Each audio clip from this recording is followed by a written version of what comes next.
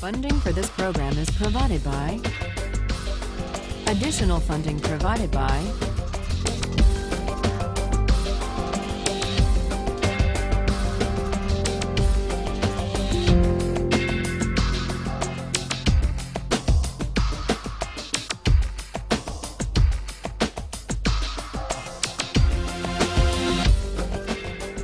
Last time, we were discussing the distinction that Rawls draws between two different types of claims.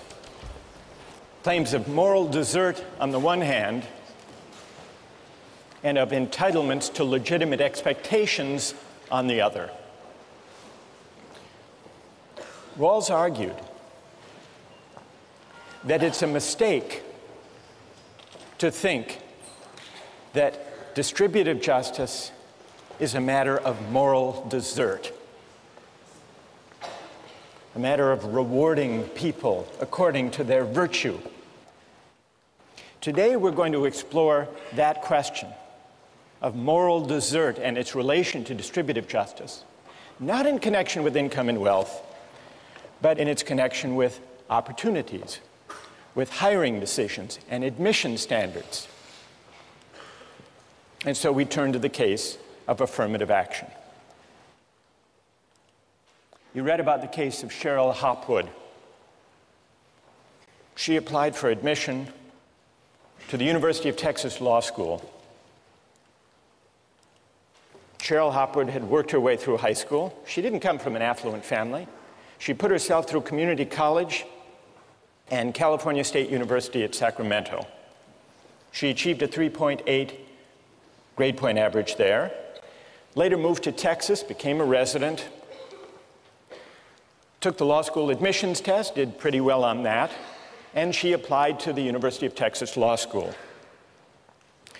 She was turned down. She was turned down at a time when the University of Texas was using an affirmative action admissions policy.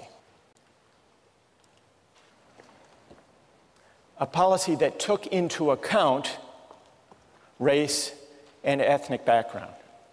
The University of Texas said 40% of the population of Texas is made up of African Americans and Mexican Americans. It's important that we, as a law school, have a diverse student body. And so we are going to take into account not only grades and test scores, but also the demographic makeup of our class, including its race and ethnic profile. The result, and this is what Hopwood complained about, the result of that policy is that some applicants to the University of Texas Law School with a lower academic index, which includes grades and test scores, than hers, were admitted, and she was turned down. She said, she argued, I'm just being turned down because I'm white. If I were a member of a minority group with my grades and test scores, I would have been admitted. And the statistics, the admissions statistics that came out in the trial confirmed that African American and Mexican American applicants that year who had her grades and test scores were admitted. It went to federal court. Now, put aside the law, let's consider it from the standpoint of justice and morality. Is it fair or is it unfair? Does Cheryl Hopwood have a case, a legitimate complaint? Were her rights violated by the admissions policy of the law school? How many would rule for the law school and say that it was just to consider race and ethnicity as a factor in admissions? How many would rule for Cheryl Hopwood and say her rights were violated? So here we have a pretty even split. All right, now I want to hear from a defender of Cheryl Hopwood. Yes? You're basing something on that's an arbitrary factor. You know, Cheryl couldn't control the fact that she was white or not in a minority. And therefore, it's not as if it was like a test score that she worked hard to try and show that she could, put that out there, that she had no control over her race. Good. And what's your name? Bree? Okay, Bree, stay right there. Now let's find someone who has an answer for Bree. Yes. There are discrepancies in the educational system, and majority of the time, I know this in New York City, the schools that minorities go to are not as well funded, are not as well supplied as white schools. And so there is going to be a discrepancy naturally between minorities and between whites if they go to better schools, and they will not do as well on exams because they haven't had as much help because of a worse school system. So right. Let me just interrupt you to tell me your name. Anisha. Anisha. Anisha, you're pointing out that minority kids may have gone, in some cases, to schools that didn't give them the same educational opportunity as kids from affluent families. Yes. And so the test scores they got may actually not represent their true potential because they didn't receive the same kind of help that they might have received had they gone to a school with better funding. All right. Anisha has raised the point that colleges still should choose for the greatest academic scholarly promise, but in reading the test scores and grades, they should take into account the different meaning those tests and grades have in the light of educational disadvantage in the background. So that's one argument in defense of affirmative action, Anisha's argument, correcting for the effects of unequal preparation, educational disadvantage. Now, there are other arguments. Suppose, just to identify whether there is a competing principle here, suppose there are two candidates who did equally well on the tests and grades, both of whom went to first-rate schools. Two candidates. Among those candidates, would it be unfair for the college or university, for Harvard, to say, we still want diversity along racial and ethnic dimensions, even where we are not correcting for the effects on test scores of educational disadvantage? What about in that case, Bree? If it's that one thing that puts, someone over the edge, then I guess that would be, justifiable. If everything else about the individual first, though, everything they consider about that person's, talents and where they come from and who they are without these arbitrary factors is the same. Without these arbitrary factors, you call it.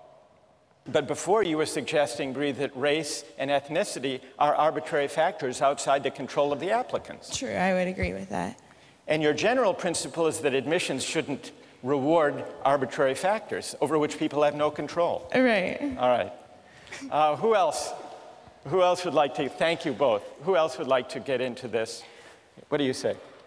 Well, first of all, I'm for affirmative action temporarily, but for two reasons. First of all, you have to look at the university's purpose. It is to educate their students. And I feel that different races, people coming from different races have different backgrounds and they contribute differently to the education. And second of all, when you say they have equal backgrounds, that's not true when you look at the broader picture and you look at slavery. And this is kind of a reparation. I think affirmative action is a temporary solution to alleviate history and the wrongs done to African Americans in particular. And what's your name? David. David, you say that affirmative action is justified, at least for now, as a way of compensating for past injustice, the legacy of slavery and segregation. Right. Who wants to take on that argument? We need now a critic of affirmative action. Yes, go ahead. I think that what happened in the past has no bearing on what happens today, and I think that discriminating based on race should always be wrong, whether you're discriminating against one group or another. Just because our ancestors did something doesn't mean that that should have any effect on what happens with us today. All right, good. I'm sorry, your name is? Kate. Kate. All right, who has an answer for Kate? Yes. I just wanted to comment and say that... Tell us your name. My name is Mansour.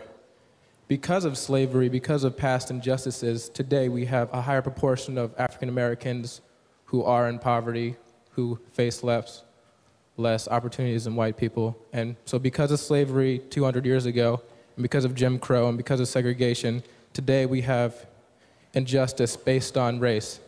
Kate? I think that there are differences, obviously, but the way to fix those differences is not by some artificial fixing of the result. You need to fix the problem. So we need to address differences in education and differences in upbringing with programs like Head Start and giving more funding to lower income schools rather than trying to just fix the result so it makes it look like it's equal when really it isn't. Yes. Well, with regard to affirmative action based on race, I just want to say that white people have had their own affirmative action in this country for more than 400 years. It's called nepotism and quid pro quo. So there's nothing wrong with correcting the injustice and discrimination that's been done to black people for 400 years. Good. Tell us your name. Hannah? Hannah. All right, who has an answer for Hannah? And just to add to Hannah's point, because we need now someone to respond. Hannah, you could have also mentioned legacy admission. Exactly. I was going to say, if you disagree with affirmative action, you should disagree with legacy admission, because it's obvious from looking around here that there are more white legacies than black legacies in the history of Harvard University. And explain what legacy admissions are. Well, legacy admissions is giving an advantage to someone who has an arbitrary privilege of their parent having attended the university to which they're applying. All right, so a reply for Hannah. Yes, in the balcony, go ahead. First of all, if affirmative action is making up for past injustice, how do you explain minorities that were not historically discriminated against in the United States who get these advantages? In addition, you could argue that affirmative action perpetuates divisions between the races rather than achieve the ultimate goal of race being an irrelevant factor in our society. And tell us your name. Danielle? Hannah? I disagree with that, because I think that by promoting diversity in an institution like this, you further educate all of the students, especially the white students who grew up in predominantly white areas. It's certainly a form of education to be exposed to people from different backgrounds, and you put white students at an inherent disadvantage when you surround them only with their own kind. Why should race necessarily be equated with diversity? There's so many other forms. Why should we assume that race makes people different? Again, that's perpetuating the idea of racial division within our universities and our society. Hannah? With regard to African American people being given a special advantage, it's obvious that they bring something special to the table because they have a unique perspective, just as someone from a different religion or socioeconomic background would as well. As you say, there are many different types of diversity. There's no reason that racial diversity should be eliminated from that criteria. Yes, go ahead. Racial discrimination is illegal in this country, and I believe that it was African American leaders themselves, when Martin Luther King said he wanted to be judged not on the color of his skin, but by the content of his character, his merit, his achievements. And I just think that to decide solely based on someone's race is just inherently unfair. I mean, if you want to correct based on disadvantaged backgrounds, that's fine, but there are also disadvantaged white people as well. It shouldn't matter if you're white, black. Tell us your name. Ted. Ted? Yes. Think of Hopwood. It's unfair to count race, or I assume you would also say ethnicity or religion? Yes. Do you think she has a right to be considered according to her grades and test scores alone? No, there is more to it than that. Universities need to promote diversity. And so you agree with the goal of promoting diversity? There's ways to promote diversity besides discriminating against people solely based on a factor that they cannot control. All right, so what makes it wrong is that she can't control her race. She can't control the fact that she's white. That's the heart of the unfairness to her. Bree made a similar point, that basing admissions on factors that people can't control is fundamentally unfair. What do you say? There's a lot of things you can't control, and if you're going to go through it based on merit, like just based on your test scores, a lot of what you can achieve has to do with like the family background that you raised in. If both your parents were scholarly, then you have more of a chances of actually being more scholarly yourself and getting those grades. And you can't control what kind of family you were born into. So All right, I mean, good. That's a great rejoinder. What's your name? Da. Da. Ted, are you against advantages that come from the family you were born into? What about legacy admission? I mean, I do believe that in terms of like a legacy admission, you shouldn't have a special preference. I mean, if there is a legacy admission, you could argue is another part of diversity. You could say it's important to have a small percentage of people that have several generation family attendance at a place like Harvard. However, that should not be an advantaged factor like race. That should just be another part of promoting diversity. Should it count at all? I think that alumni status, should it count at all, Ted? Yes, it should count. All right, I want to step back for a moment from these arguments. Thank you all for these contributions. We're going to come back to you. If you've listened carefully, I think you will have noticed 3 different arguments emerge from this discussion in defense of considering race and ethnicity as a factor in admissions. One argument has to do with correcting for the effects of educational disadvantage. That was Anisha's argument. This is what we might call the corrective argument. Correcting for differences in educational background, the kind of school people went to, the opportunities they had, and so on. That's one argument. What's worth noticing, though, is that that argument is consistent in principle with the idea that only academic promise and scholarly potential should count in admissions. We just need to go beyond test scores and grades alone to get a true estimate of academic promise and scholarly ability. That's the first argument. Then we heard a second argument that said affirmative action is justified even where there may not be the need to correct for educational disadvantage in a particular applicant's case. It's justified as a way of compensating for past wrongs, for historic injustices. So that's a compensatory argument, compensating for past wrongs. Then we heard a different argument for affirmative action from Hannah and others that argued in the name of diversity. Now, the diversity argument is different from the compensatory argument because it makes a certain appeal to the social purpose or the social mission of the college or university. There are really 2 aspects to the diversity argument. One says it's important to have a diverse student body for the sake of the educational experience for everyone. Hannah made that point. And the other talks about the wider society. This was the argument made by the University of Texas in the Hopwood case. We need to train lawyers and judges and leaders, public officials, who will contribute to the strength, the civic strength of the state of Texas and the country as a whole. So there are 2 different aspects to the diversity argument, but both are arguments in the name of the social purpose or the social mission or the common good served by the institution. Well, what about the force of these arguments? We've also heard objections to these arguments.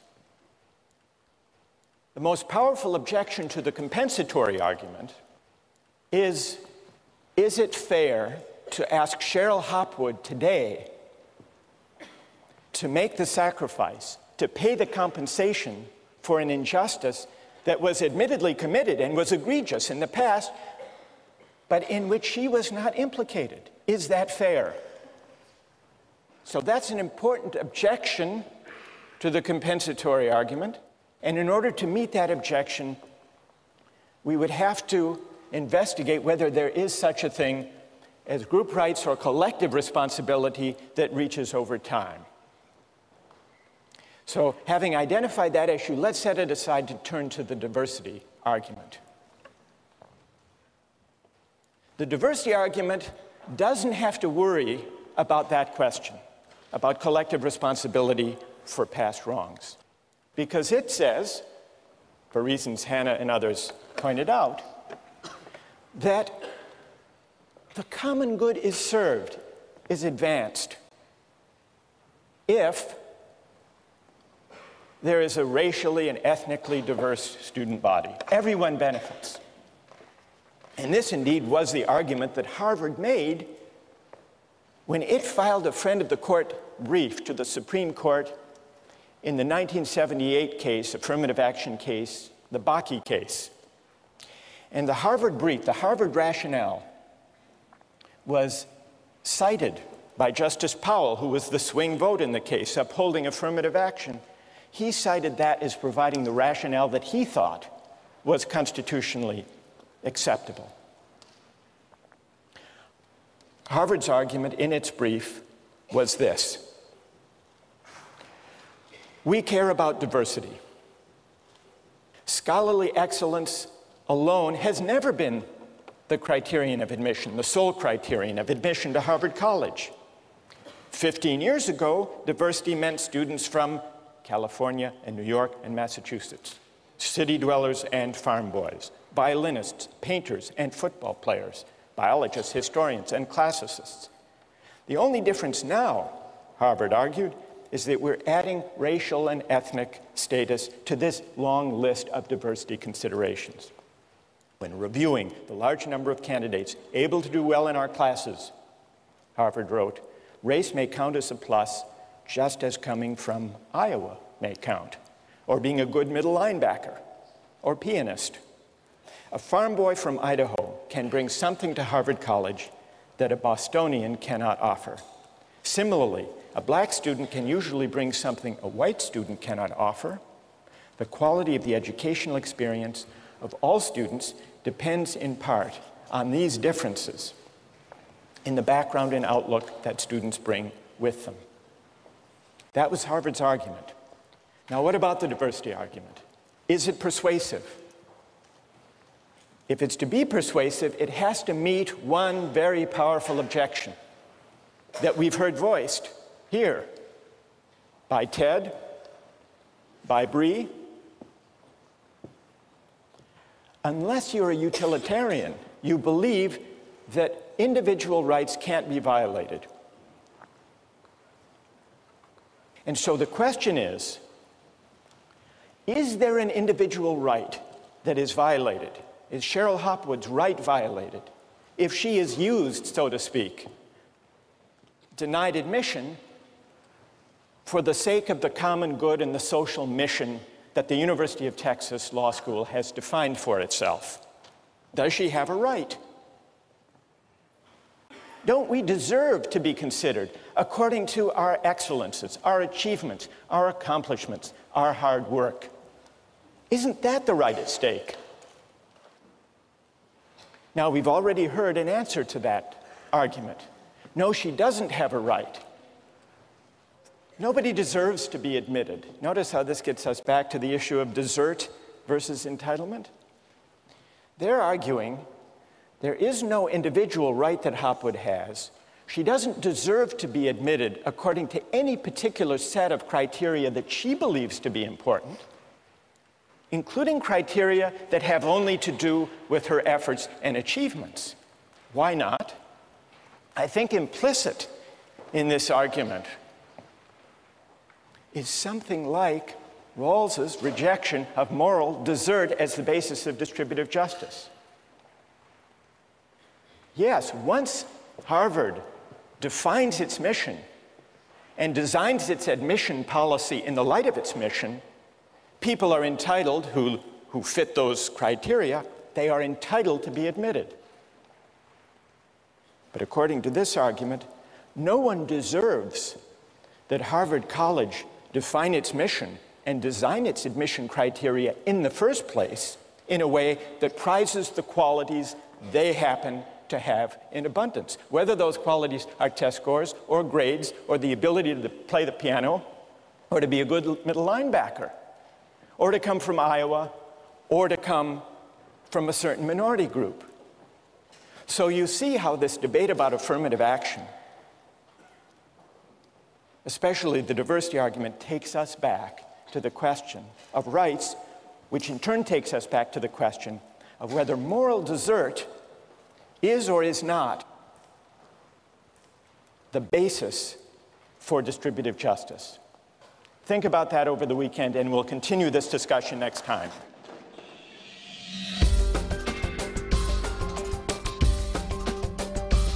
Suppose we're distributing flutes.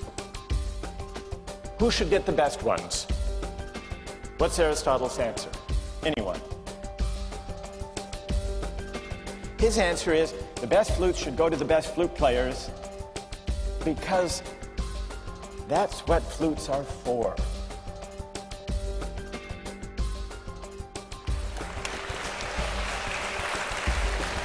When we ended last time, we were considering arguments for and against affirmative action, counting race as a factor in admissions. And in the course of the discussion, three arguments emerged, three arguments for affirmative action. One of them was the idea that race and ethnic background should count as a way of correcting for the true meaning of test scores and grades, getting a more accurate measure of the academic potential those scores, those numbers represent. Second was what we called the compensatory argument, the idea of righting past wrongs, past injustice. And the third was the diversity argument. And when Cheryl Hopwood in the 1990s challenged the University of Texas Law School's affirmative action program in the federal courts, the University of Texas made another version of the diversity argument, saying that the broader social purpose, the social mission of the University of Texas Law School is to produce leaders in the legal community, in the political community, among judges, lawyers, legislators, and therefore it's important that we produce leaders who reflect the background and the experience and the ethnic and the racial composition of the state of Texas. It's important for serving our wider social mission. That was the University of Texas Law School's argument. And then we considered an objection to the diversity argument, which after all is an argument in the name of the social mission, the common good. We saw that Rawls does not simply believe that arguments of the common good or the general welfare should prevail if individual rights must be violated in the course of promoting the common good. You remember that was the question, the challenge to the diversity rationale that we were considering when we finished last time.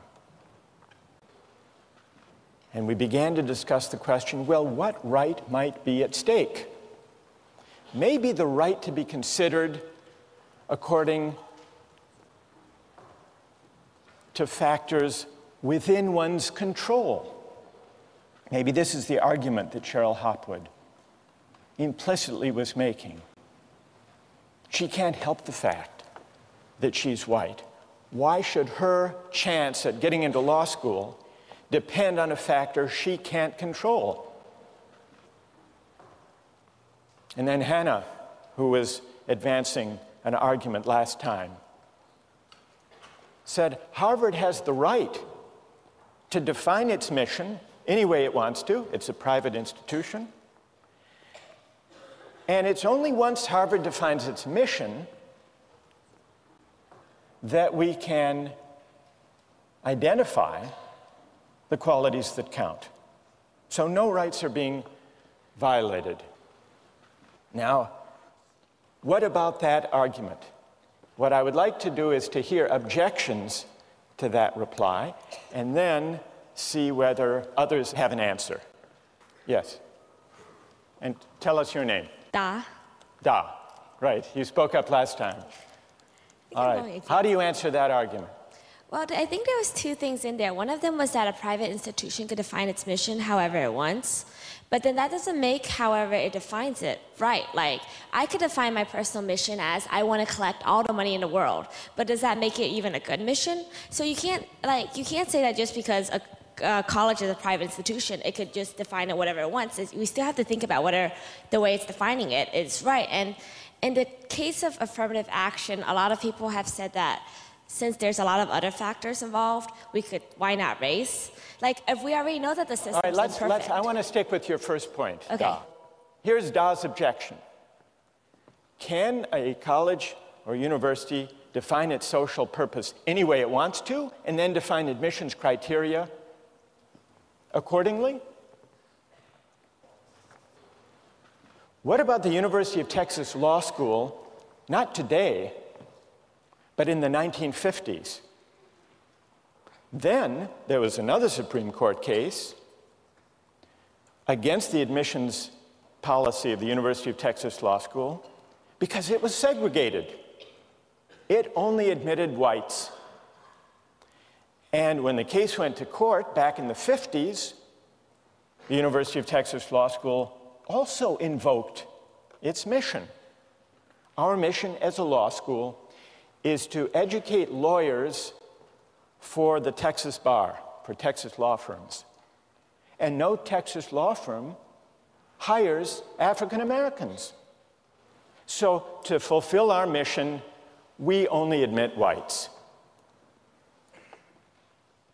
Or consider Harvard in the 1930s, when it had anti-Jewish quotas. President Lowell, president of Harvard in the 1930s, said that he had nothing personally against Jews, but he invoked the mission, the social purpose of Harvard, he said, which is not only to train intellectuals. Part of the mission of Harvard, he said, is to train stockbrokers for Wall Street, presidents and senators. And there are very few Jews who go into those professions. Now, here's the challenge. Is there a principal distinction between the invocation of the social purpose of the college or university today in the diversity rationale and the invocation of the social purpose or mission of the university by Texas in the 1950s or Harvard in the 1930s? Is there a difference in principle? What's the reply? Hannah? Well, I think that the principle that's different here is basically the distinction between inclusion versus exclusion. I think that it's morally wrong of the university to say, we're going to exclude you on the basis of your religion or your race. That's denial on the basis of arbitrary factors. What Harvard is trying to do today with its diversity initiatives is to include groups that were excluded in the past. Good. Let's see if, stay there. Let's see if someone would like to reply. Go ahead. This was kind of in support of Hannah rather than a reply, but That's all right. I was going to say another principal difference can be based on malice being the motivation, I guess, for the historical segregation act. So it's saying that we're not going to let blacks or Jews in because they're worse as people or as a group. Good. So the element of malice isn't present. And what's your name? Stevie. Stevie says that in the historic segregationist, racist, anti-Semitic quotas or prohibitions, there was built into them a certain kind of malice, a certain kind of judgment that African Americans or Jews were somehow less worthy than everybody else. Whereas present day affirmative action programs don't involve or imply any such judgment. What it amounts to saying is, so long as a policy just uses people in a way as valuable to the social purpose of the institution, it's okay, provided it doesn't judge them maliciously, as Stevie might add, as intrinsically less worthy. I'd like to raise a question. Doesn't that concede that all of us, when we compete for positions or for seats in colleges and universities, in a way are being used, not judged, but used in a way that has nothing to do with moral desert? Remember, we got into this whole discussion of affirmative action when we were trying to figure out whether distributive justice should be tied to moral desert or not.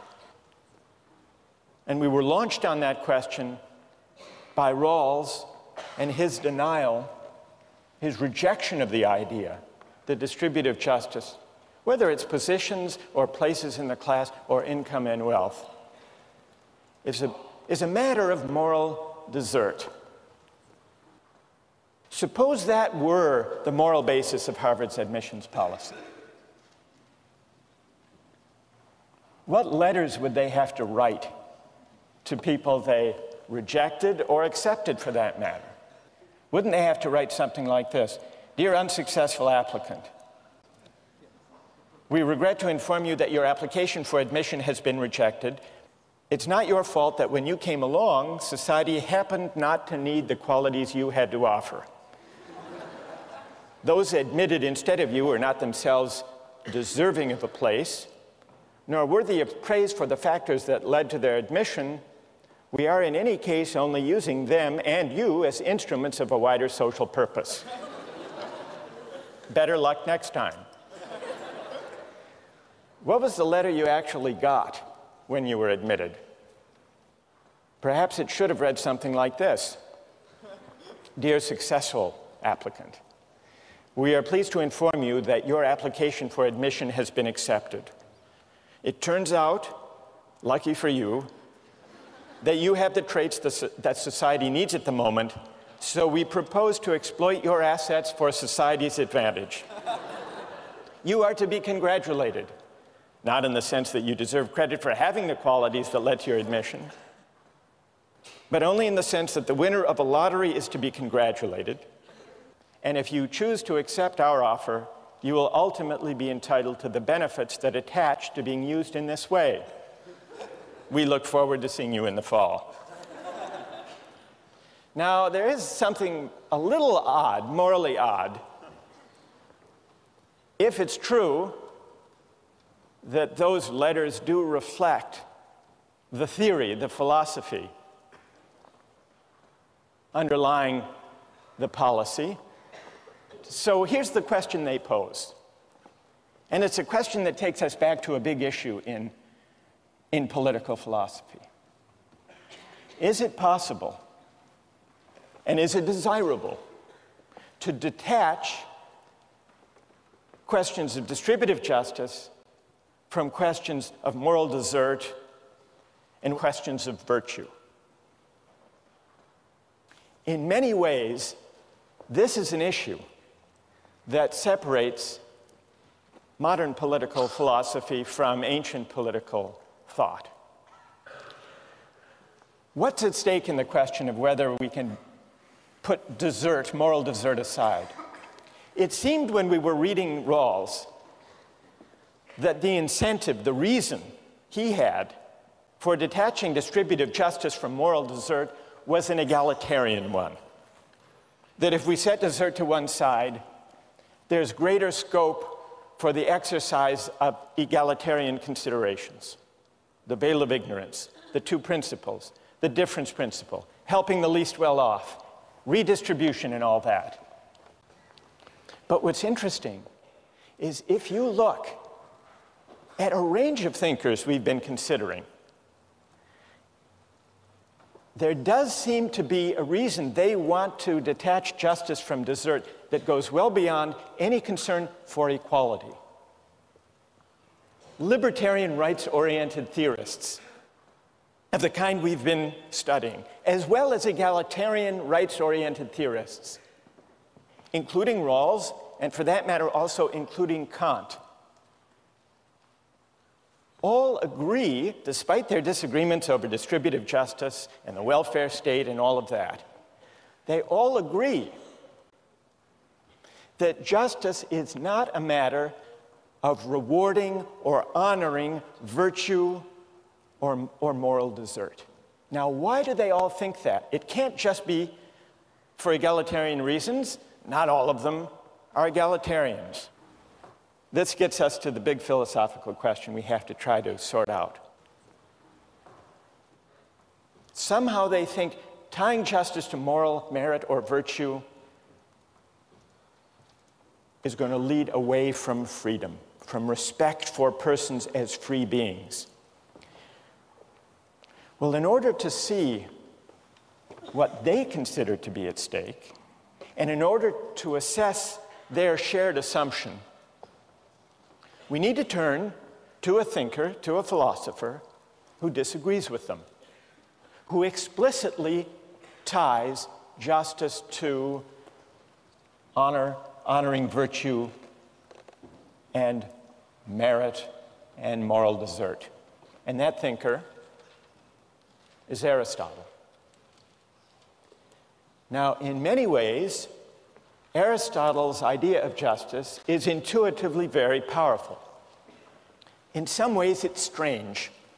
I want to bring out both its power, its plausibility, and its strangeness so that we can see what's at stake in this whole debate about justice and whether it's tied to desert and virtue. So, what is Aristotle's answer to the question about justice? For Aristotle, justice is a matter of giving people what they deserve, giving people their due. It's a matter of figuring out the proper fit between persons with their virtues and their appropriate social roles. Well, what does this picture of justice look like? And how does it differ from the conception that seems to be shared among libertarian and egalitarian rights-oriented theorists alike? Justice means giving each person his or her due, giving people what they deserve. But what is a person's due? What are the relevant grounds of merit or desert? Aristotle says that depends on the sort of things being distributed. Justice involves two factors: things and the persons to whom the things are assigned. In general, we say, Aristotle writes, that persons who are equal should have equal things assigned to them. But here there arises a hard question. Equals in what respects? Aristotle says that depends on the sort of thing we're distributing. Suppose we're distributing flutes. What is the relevant merit or basis of desert for flutes? Who should get the best ones? What's Aristotle's answer? Anyone? The best flute players, right. Those who are best in the relevant sense, the best flute players. Is it just to discriminate in allocating flutes? Yes, all justice involves discrimination, Aristotle says. What matters is that the discrimination be according to the relevant excellence, according to the virtue appropriate to having flutes. He says it would be unjust to discriminate on some other basis in giving out the flutes. Say wealth, just giving the best flutes to the people who can pay the highest price. Or nobility of birth, just giving flutes to aristocrats. Or physical beauty, giving the best flutes to the most handsome. Or chance, having a lottery. Aristotle says birth and beauty may be greater goods than the ability to play the flute, and those who possess them may surpass the flute player more in these qualities than he surpasses them in his flute playing. But the fact remains that he is the person who ought to get the best flute. It's a strange idea, this comparison, by the way, that, I mean, could you say, am I more handsome than she is a good lacrosse player? It's a strange kind of comparison. But putting that aside, Aristotle says, we're not looking for the best overall, whatever that might mean. We're looking for the best musician.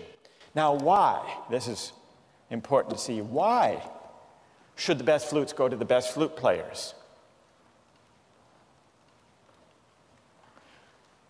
Well, why do you think? Anybody? What? They'll produce the best music. Well, and everybody will enjoy it more. That's not Aristotle's answer.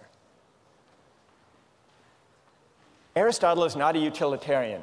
He's not just saying that way there will be better music and everyone will enjoy it, everyone will be better off. His answer is the best flutes should go to the best flute players because that's what flutes are for. To be played well. The purpose of flute playing, the purpose is to produce excellent music. And those who can best perfect that purpose ought properly to have the best ones. Now, it may also be true as a welcome side effect that everyone will enjoy listening to that music.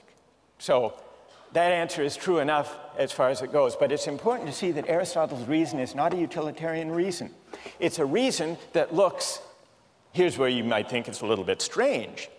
It looks to the purpose, the point, the goal of flute playing. Another way of describing this, looking to the goal to determine the just allocation. The Greek for goal or end was telos.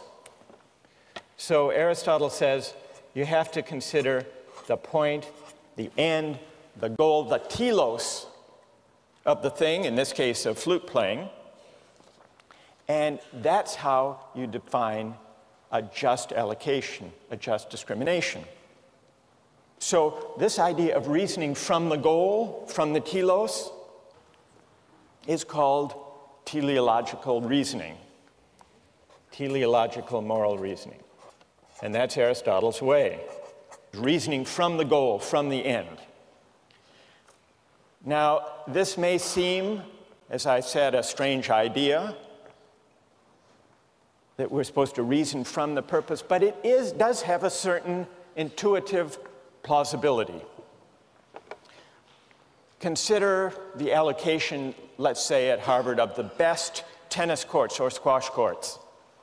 How should they be allocated? Who should have priority in playing on the best courts?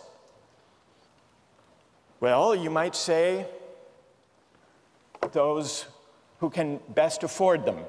Set up a fee system, charge money for them. Aristotle would say no. You might say, well, Harvard big shots, the most influential people at Harvard, who would they be? The senior faculty should have priority in playing on the best tennis courts. No, Aristotle would reject that. Some scientist may be a greater scientist than some varsity tennis player is a tennis player, but still the tennis player is the one who should have priority for the best, playing on the best tennis court. There is a certain intuitive plausibility to this idea. Now, one of the things that makes it strange is that in Aristotle's world, in the ancient world, it wasn't only social practices that were governed, in Aristotle's view, by teleological reasoning and teleological explanation. All of nature was understood to be a meaningful order And what it meant to understand nature, to grasp nature, to find our place within nature, was to inquire into and read out the purposes or the telos of nature. And with the advent of modern science, it's been difficult to think of the world that way, and so it makes it harder, perhaps, to think of justice in a teleological way. But there is a certain naturalness to thinking about even the natural world as teleologically ordered, as a purposive whole. In fact, children have to be educated out of this way of looking at the world. I realized this when my kids were very young and I was reading them a book, Winnie the Pooh. And Winnie the Pooh gives you a great idea of how there is a certain natural, childlike way of looking at the world in a teleological way. You may remember a story of Winnie the Pooh walking in the forest one day. He came to a place in the forest, and from the top of a tree there came a loud buzzing noise. Winnie the Pooh sat at the foot of the tree, put his head between his paws, and began to think. Here's what he said to himself. That buzzing noise means something. You don't get a buzzing noise like that, just buzzing and buzzing, without its meaning something. If there's a buzzing noise, somebody's making a buzzing noise. And the only reason for making a buzzing noise that I know of is because you're a bee. Then he thought for another long time and said, and the only reason for being a bee that I know of is making honey. And then he got up and he said, and the only reason for making honey is so I can eat it. So he began to climb the tree. This is an example of teleological reasoning. It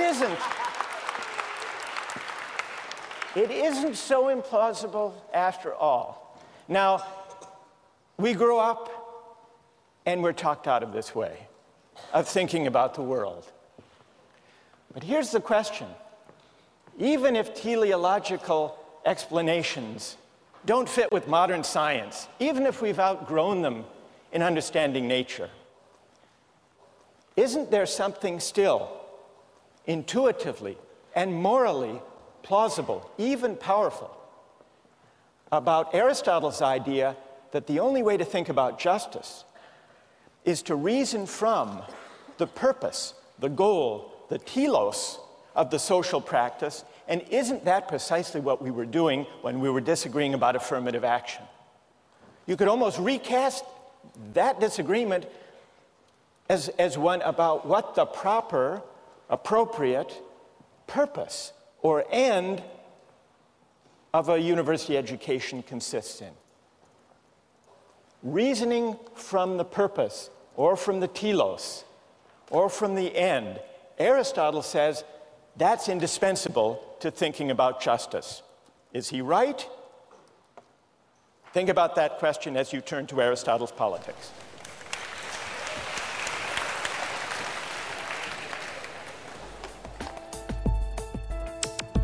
Don't miss the chance to interact online with other viewers of Justice. Join the conversation, take a pop quiz, watch lectures you've missed, and learn a lot more. Visit justiceharvard.org. It's the right thing to do.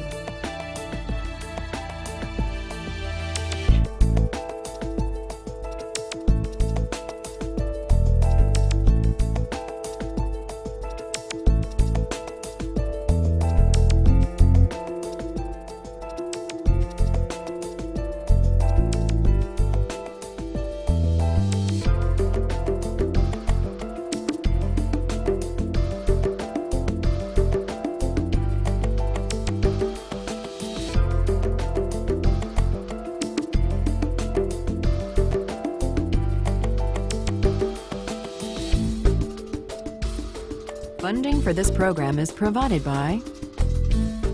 Additional funding provided by